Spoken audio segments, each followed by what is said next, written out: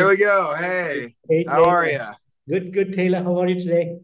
Doing well. I'm so sorry. I'm a little late. Bob had me booked on another interview. I just jumped off of that call and I Oh, got here as soon as I could. So thank you for the patience. no problem, Taylor. So, how was your day so far?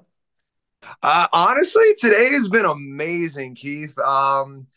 I We basically announced. So aside from the Riding with Killers band, Taproot just announced Louder Than Life yesterday. So I'm still on cloud nine after that. I've never played that festival before. Just got word from management that we got another festival booked. Awesome. May or may not be out in California. That's all I can say. And then today, I spoke with my he's going to be doing radio for Riding with Killers, but we're about to start sending a single to FM radio here in the next week or two. Just booked another show for Riding with Killers. It's been a really good day for music and just life in general. So I got zero complaints. How are you? I'm doing well. It's totally awesome, awesome, Taylor. So amazing. And full circle, your new album was out on December 9th. So, would you like to tell me a bit about the songwriting and the production behind it? Yeah. So that record took a very long time to make. I had just quit my original group because I'm from Gulfport, Mississippi originally. I've since relocated to Detroit, and basically I got hooked up with Dave Coughlin, the drummer from for Full Circle. He worked with me in studio on that and did a lot of writing with me. But we got hooked up through touring with Taproot together, and we started writing that record. I would say mid 2019 or so, and then of course the pandemic happened and the world shut down. So we were working remotely, and then we kept reconvening, and then we finally got everything together. Um, Towards the end of summer, early fall of last year, and it was like, oh my god, the record's done. We can finally put this together. But for me, this song, I feel like it's a collection of thoughts from some of my earlier years and even some of my more recent years, but all of them kind of flowed together. And this record was really me figuring out how to be a singer because this is my first time being a vocalist. And I've had to learn a lot. I've had to push myself in ways that I've never pushed before, and this record is a lot of learning for me. But the songs, they range from you know heartbreak with Novelty, like that was my way of turning just poor relationships from the past into something beautiful, into a good lesson to learn from. Some of it is me dealing with my depression and my anxiety and me having ADHD and being weird. Other songs are about like my grandmother's dementia, um, me getting lost on an island in the Bahamas. There's a love my the first love song ballad I've ever written. There was a lot of different influences, and for me, this was my first time doing a record as a vocalist as well as the guitar player. So there's not necessarily a coherent theme that follows throughout the record because I was like, okay, I want to write about this. Okay, I want to write about this. Or, I was just picking things that, while they might not necessarily all be related in terms of a theme, it was all real events that have happened in my life, things that mean something to me. And it was a way to deal with a lot of frustration, a lot of anger, but also expressing my happiness and this feeling that I had, you know, been broken down but built back up in such a way that it just it's what I wanted to write about. So there's not necessarily one specific thing, but it's just a collection of thoughts. Okay, awesome, awesome.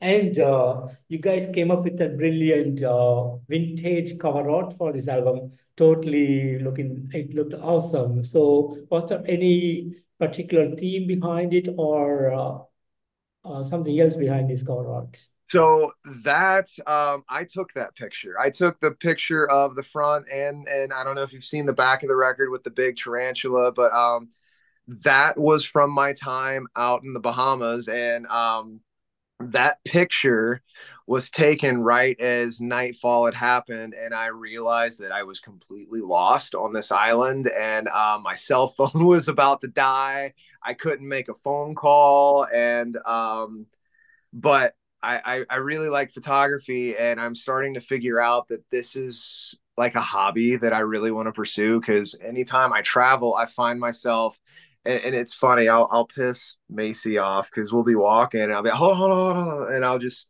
sit and take like 10 photos of the same thing from different angles. But I started figuring out that I really like photography, and when I got home from that trip, I showed a few close friends that photo, and they're like, that's a really beautiful photo, but it's haunting at the same time, because you have the street light, dirt road, and then Yeah. that pitch blackness, but a beautiful scene. Like it just felt like I didn't want to let that photo go to waste. And that photo also inspired the intro track to the record, Do This on My Own, because I essentially had to get back to my camp by myself. And it was it was really cool, because this is the first time that I haven't outsourced album art to a random graphic artist and said, hey, this is the name of the record, make me something. It was, no, this is something I did, and for me, it made it that much more meaningful. Fantastic. That's totally awesome. And speaking of the album, 12 amazing songs, beautifully written, great songwriting, amazing musicianship, vocals, and all the musicians together gave an absolutely awesome record this time. So, as a band, how do you feel about the outcome being the creator? I'm really happy with it, because I had the making of this record brought a lot of amazing, beautiful people into my life. And what's funny is I would say 90% of that record was recorded in a basement. And it was a basement studio, but it's a basement nonetheless. But that was at um, Lansbury Lane Studios, which is owned by Mark Papo. He really believed in the band. We kind of helped each other out when I was working at Sweetwater. I used to damn near give him free gear. I lost money on paychecks to get him gear, but I got to go record with him for free. So we had a good working relationship. And then he just believed in what I was doing. So a lot of writing and creating. Dave is the older brother I never got to have. Like he's helped me grow, not only as a musician but as a person, and in business. Like I started my own business up here, and he's been a big guiding hand for me with that. Tim Krukowski, formerly of the band Sponge.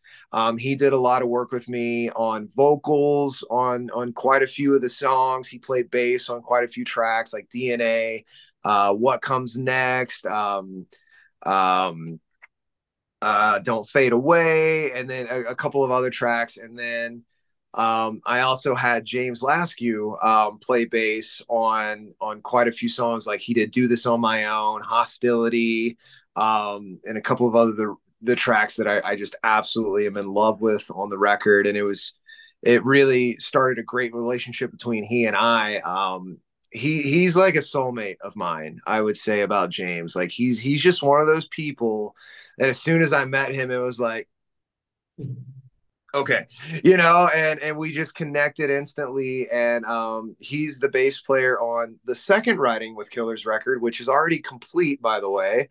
But I was so happy to bring him back for the second record and create with him. He's my favorite bass player. I always describe him as a cross. If Justin Chancellor from Tool and Paul Gray from Slipknot, rest in peace, had a love child, it would be James. He's such an incredible writer, man, and he's a beautiful soul. He and his not wife, but should be wife. He and Jesse just had their first child, Volt. viola, and there was a beautiful journey and story behind that. And Matt LaPlante was the producer for the record, and I've worked with him since about 2012 with my old band, Cathercist, which then became Wildfire. So Matt and I already had a really great working relationship together because he knows how to push me. And he knows how to get things out of me that I didn't think that I could get. Like, great example, in Hostility, that high note right before the chorus, like the where it says I can't take anymore, but that high I part, like, Yeah. he pushed me to hit that because I didn't think that I could, but he got me there. I also caused myself an inguinal hernia while I was recording that track, but we still recorded it. But we just had a wonderful team, of really creative minds and people that believed in the project. And I mean, it truly takes a village to make something special like this. And I'm very thankful that I had the musicians that I had to work with and still have to work with. And I'm still in touch with all these people. It made it fun. It's some of the best recording experiences I've ever had because, with previous efforts, not everybody might have been on the same page or this, that, or the other, but creating this record was, it was a joy from start to finish. And I'm just very thankful for all the people that were involved, and they helped me get what was in here and in here, on tape. And any big touring plans outside of the United States?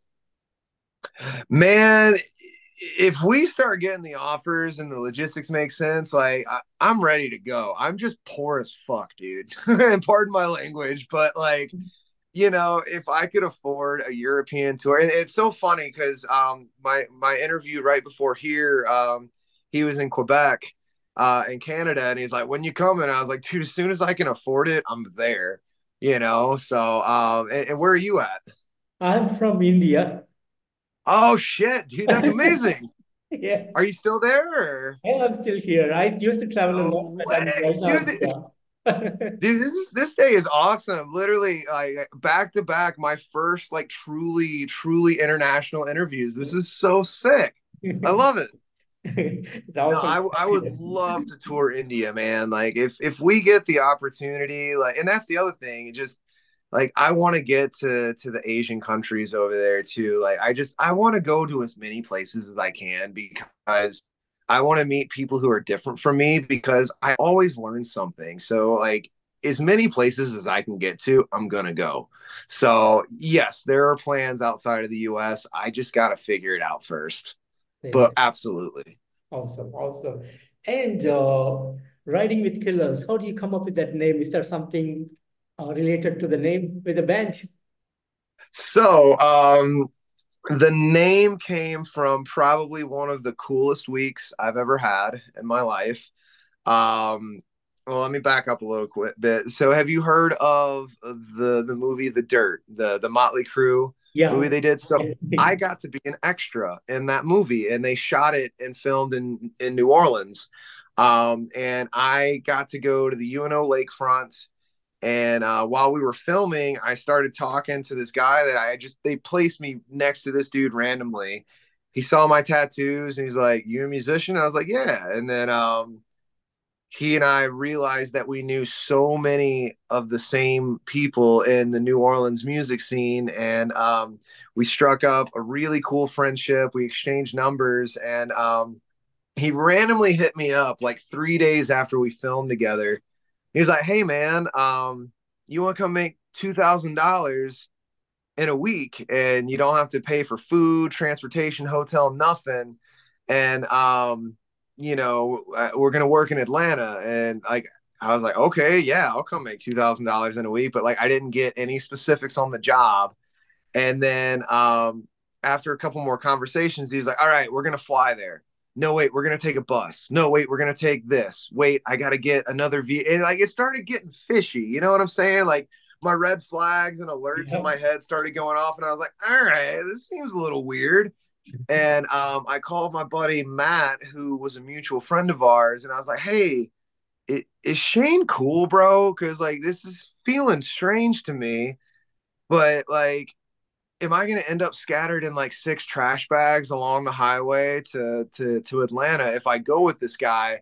And my buddy Matt was like, bruh, Shane ain't gonna kill you. That's hilarious. He was like, just go with him. He was like, if Shane tells you this is gonna be the way it is, that's how it's gonna be. Well, we ended up going to Lake Lanier, Georgia. We wrapped two houseboats for Margaritaville. They bought a plot of land up there, and we met so many amazing people in this houseboat community. I met the owner of Georgia Fiber. Like he lays all the fiber optic cable across the state of Georgia. I met Greg and his wife, and they gave me some of the best. I forget where it's from, but some of the smoothest rum I think I've ever had. And I just met a lot of really great people. We went to a Braves game. Like it was awesome. But on the ride back, Shane was like, man, we were gonna mess with you and tell you were part of like some sort of drug ring or you were part of a murder, whatever thing to that you weren't gonna get out. Like he was like, we were gonna mess with you, but and we started laughing about it because I was super paranoid, but it turned out to be an amazing week. And on the drive back, while we were just reminiscing about the week and thinking about the work we had just done, the term riding with killers popped up in my head. And I was like, huh. I was like, that's kind of cool. I can acronym it RWK. I can have fun with merchandise if I want. Like I can include movie villains. I haven't yet, but it made my gears turn. I was like, I can be creative with a name like this.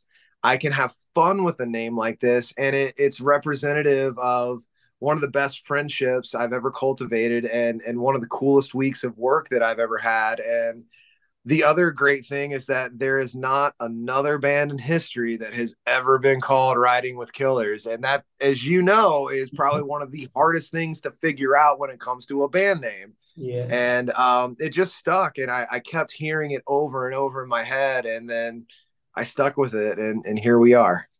Awesome, awesome.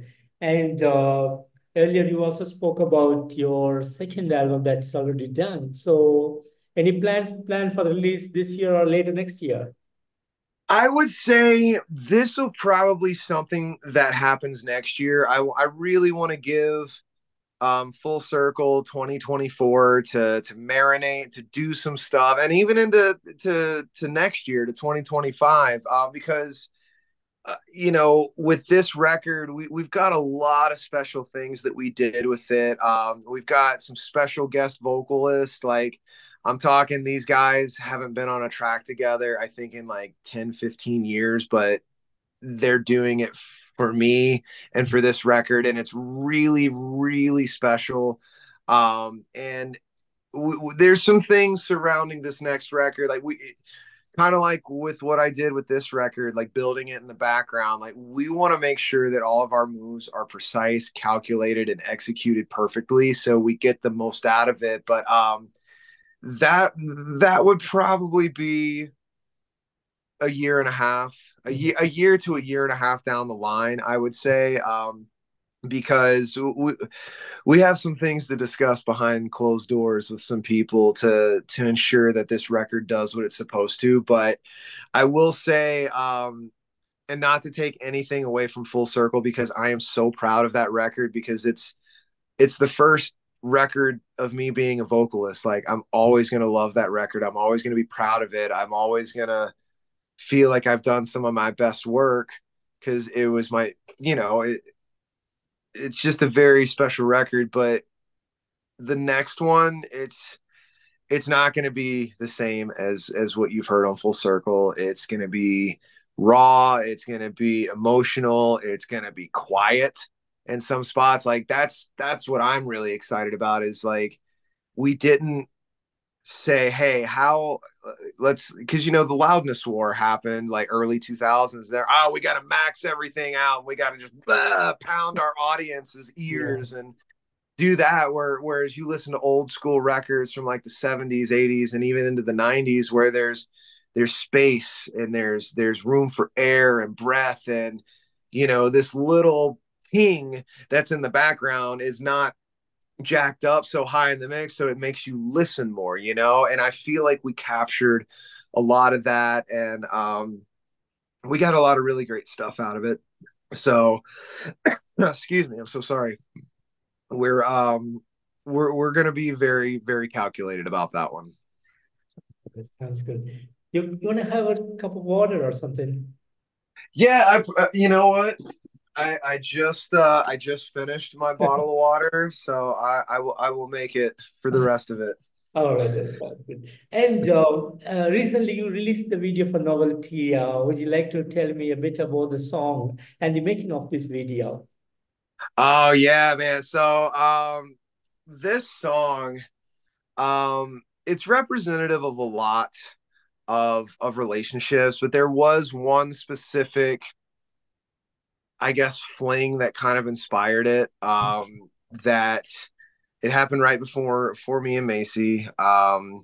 And I essentially felt like I was a play toy or a plaything in between this random love triangle, and I didn't like it. I felt like I was just this novelty thing, you know. And I felt like that with a lot of relationships in the past. Like I was never the guy that anyone really wanted to fully commit with, or I was like, yeah, I like him, I'll date him, but like I couldn't see having kids or blah. And not that I'm like in a rush to have kids or do the thing, but you know what I'm saying? Like you can tell when you're just a passing, you're just a way to pass time for some people.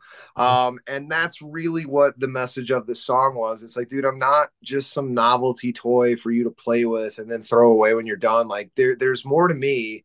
And if you pick me and you go with me, like I'm gonna give you everything I got. But this was a way for me to turn that feeling of just being a play toy to not to more than just, and it doesn't necessarily have to even be a romantic relationship either. Like I've felt like a plaything with business clients, with friends, with acquaintances. It's encompassing that entire feeling.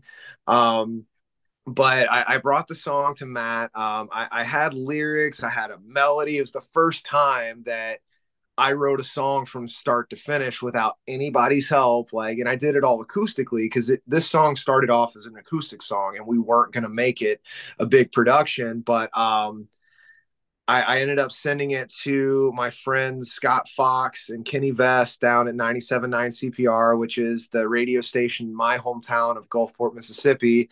And they have been so wonderful to me over the years, giving me so many chances and opportunities to play big festivals, get radio airplay. And they're people that I trust to A, tell me the truth, and B, they've always guided me in the right direction, and I can tell that they care about me. So once they heard it, and I sent this as well to another acquaintance of that station, and a really good friend to Robert and Kenny, or to Kenny and Scott, but Robert England out in LA, and he's a wonderful, wonderful dude. He's worked with so many, like I'm talking, he worked with Michael Jackson way, way back in the day. And he's done radio for Avenged Sevenfold, Pretty Reckless, all these other people and huge acts. And when they heard that song, they're like, okay, you have something here, but you need to make it into a rock song. And so we brought it to Matt, and Matt was like, all right, we got to rewrite all the lyrics, the melody, everything's fine. We got to rewrite. And I was like, like I was so mad because I was so proud that I wrote a cohesive song that didn't sound stupid to me, before bringing it to studio and really putting it through the grinder. But I'm so glad we did, because it was almost like, remember the movie Toy Story? Yeah. We wanted to write it from that aspect of being a doll on a girl's shelf, and she only takes you down to play every now and again. And that's what we really tried to capture with the music video. And I think we did a great job of that. And to back up one more time, because I got to give a shout out to George Mason. Really, really great friend of mine. I've known him since I was like 14, 15. But he is who did all the violins on and the cello on that track. And it was really great to work with him again and to have his touch on one of my songs, because like I feel with the parts that he did, especially at the end of the song. Like, and I'm sure you'll pick up what I'm talking about. But it's like the saddest violin sound over the as the song's ending, but it sounds very Disney-esque. You know what I mean? Like it felt like we made something very special once we added George's part to that. And I'm really thankful he was a part of that song. But the video, we shot that in Grand Rapids, Michigan with Jackson Swan. We had his lovely friend, and I would argue my friend now, Jackie, who was my girlfriend in the video, and then my brother Devin, who was also the drummer in the video. He got to do a little acting as well. I had my bro Damon from the band Of Virtue and For the Fallen Dreams. He came and filled in because I didn't exactly have a band like I essentially like I've got two dedicated guys now that want to go into the unknown with me, which I'm so thankful for. Jed and Kris, I love you guys. I'm glad you're here.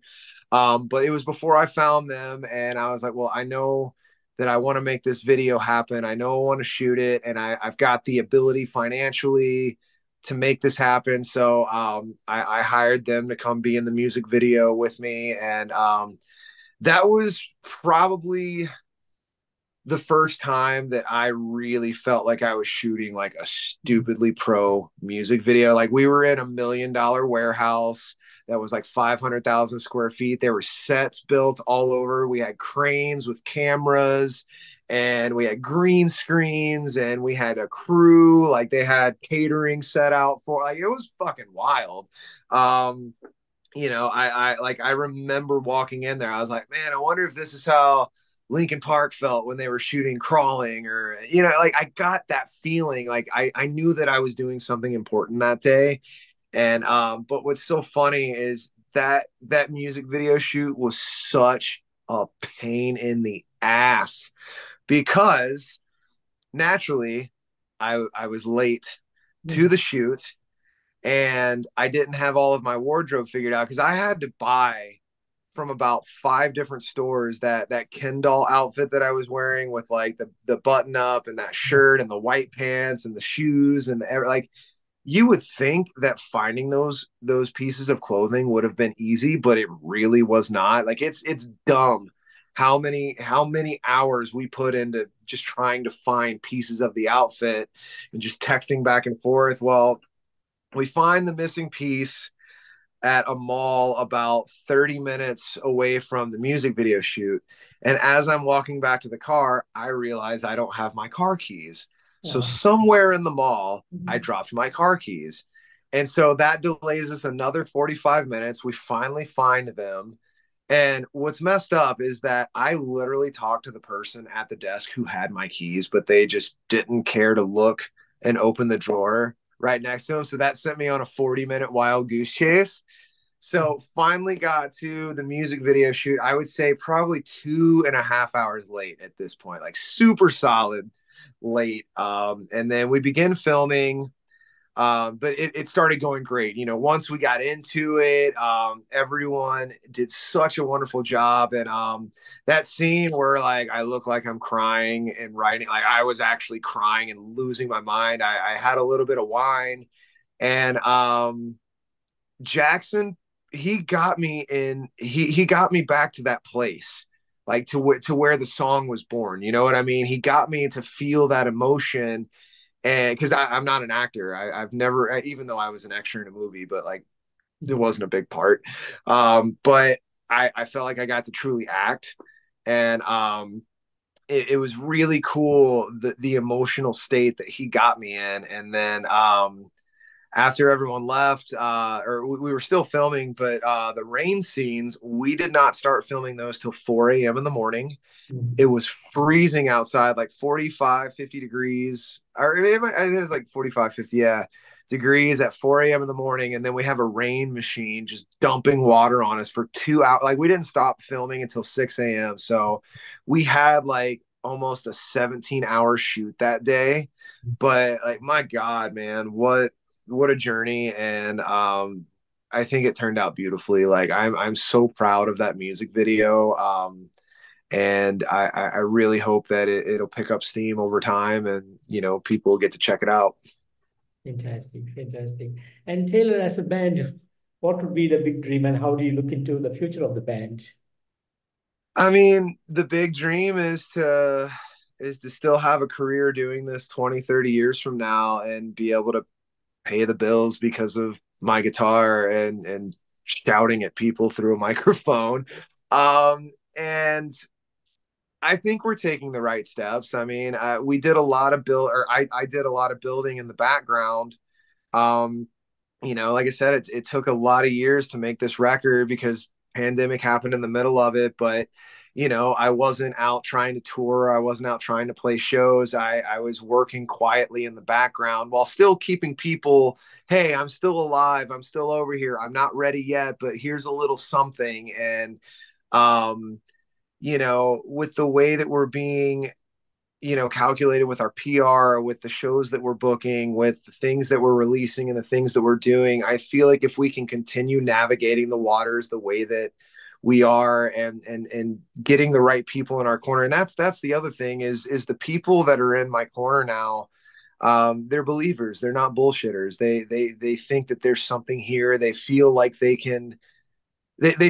something here with the music, and the more that I surround myself with like-minded people, and I'm not talking about just yes men. I'm talking about people that believe in it, but they'll also make me think critically, and they'll make me figure out how to move forward the best possible way. So really, I would say to get to that goal, it's about having the correct team and having the music there. And I think we have that. And now it's time for us to really get to work. So yeah, hard work, doing the music for the right reasons. Cause like, dude, I don't want to be, I mean, I say I don't want to be, but everybody wants to be a millionaire. Everybody wants to have the rock star life, whatever. But like, I'm doing this because I love because it's a positive means for me to express all those deep dark things in my heart and soul and mind, but all the good things as well. And I want to do this to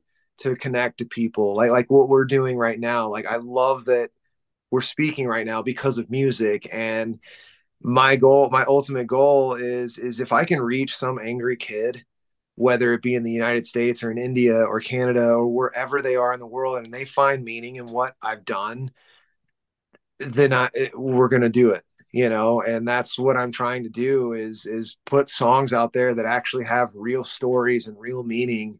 And that's how I think we're going to get there is through the music speaking for itself. And luckily, not to sound like, oh, I'm the greatest person ever, but like I don't think I'm a jerk.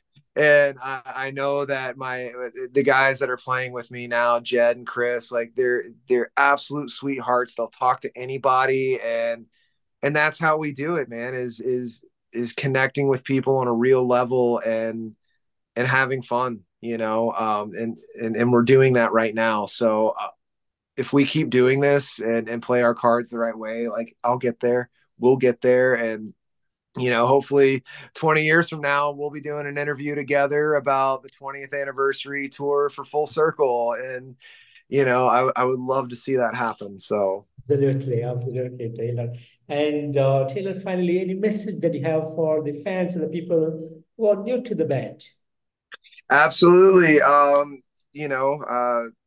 debut album, Full Circle, is streaming on all digital and online outlets.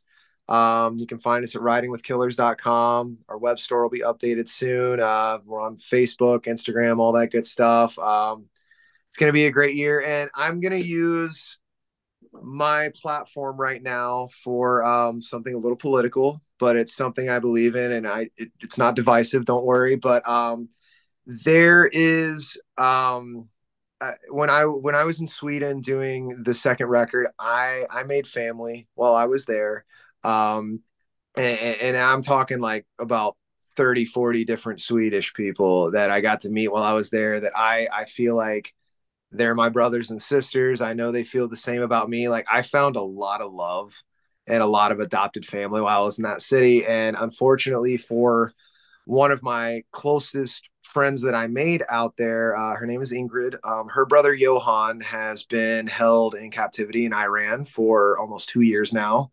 and basically being used as a political pawn so they can get what they want.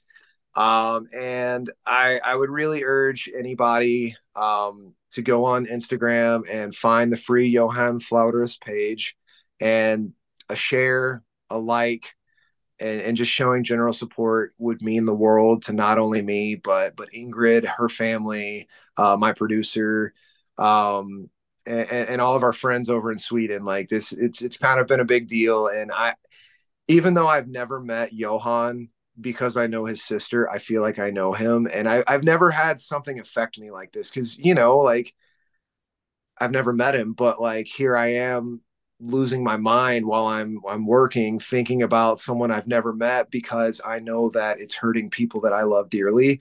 So yeah, if you could go check out the free Johann Flauterist page on Instagram and check it, just read into his story, that would be awesome. So that's, aside from that, we're going to see you guys out there this year. There's more music videos, there's radio on the way, and it's going to be a really fun year, and it's going to be a fun next 5-10 years. So just get ready, and we'll see you.